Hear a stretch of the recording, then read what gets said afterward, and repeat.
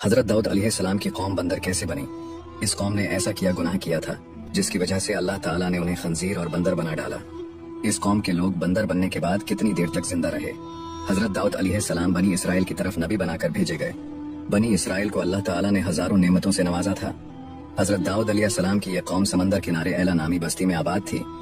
حضرت داؤد علیہ السلام کی یہ قوم مچھلیوں کا شکار کر کے اپنا گزر بسر کرتی۔ اللہ تعالیٰ نے ان کا امتحان لینے کے لیے اس قوم کو حکم دیا کہ وہ ہفتے کے روز شکار نہ کریں اور خرید اور فروخت بھی ترک کر دیں۔ یہ قوم اللہ کی ناشکری میں مبتلا ہو گئی اور ہر طرح کے گناہ کرنے لگی۔ اللہ کے حکم کے بعد یہ قوم 3 حصوں میں بٹ گئی۔ ان میں کچھ لوگ ایسے تھے جو شکار سے باز رہتے، وہ دوسروں کو بھی شکار سے منع کرتے، جبکہ دوسرے نمبر والے نہ شکار کرتے اور نہ ہی کسی کو منع کرتے۔ تیسرے نمبر والے سرکش اور نافرمان لوگ تھے جو ہفتے کے روز شکار ترک کرنے کے بجائے اسی روز شکار کرنے میں حد سے تجاوز کرتے۔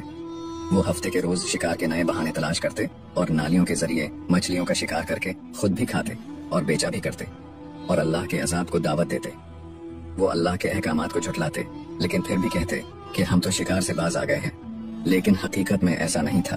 اس قوم کے نیک لوگوں نے اپنے اور اللہ کی نافرمانی کرنے والوں کے درمیان ایک دیوار تعمیر کر دی۔ یہ نیک لوگ ان ظالموں کو اللہ کے عذاب سے ڈراتے اور کہتے کہ لوگوں اللہ سے ڈرو ورنہ تمہارا انجام بھی قوم عاد اور قوم سمود جیسا ہوگا۔ یہ بگڑے ہوئے لوگ ان نیک لوگوں کا مذاق اڑاتے اور کہتے کہ ہم پر کوئی عذاب نہیں آئے گا، لیکن جب وہ اللہ کی نافرمانی سے باز نہ آئے اور اللہ کے عذاب کو اسی طرح للکارتے رہے تو اللہ نے حضرت داؤد علیہ السلام کو وحی کے ذریعے فرمایا کہ اے اللہ کے نبی، یہ قوم اب ماننے والی نہیں ہے، اللہ اب ان کو ہلاک کر کے ہی رہے گا۔ پھر ایک دن ایسا ہوا کہ ان خطا کار لوگوں میں سے کوئی بھی اپنے گھر سے باہر نہ نکلا۔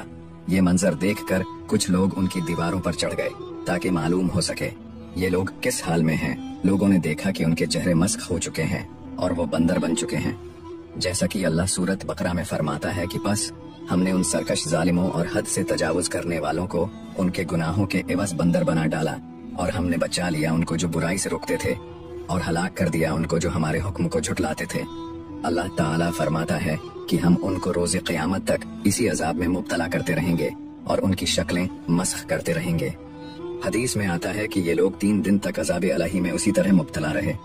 یہ چیختے چلاتے رہے اور اپنے گناہ کے عوض ایک دوسرے کو کوستے رہے۔ بس 3 دن بعد وہ اسی عذاب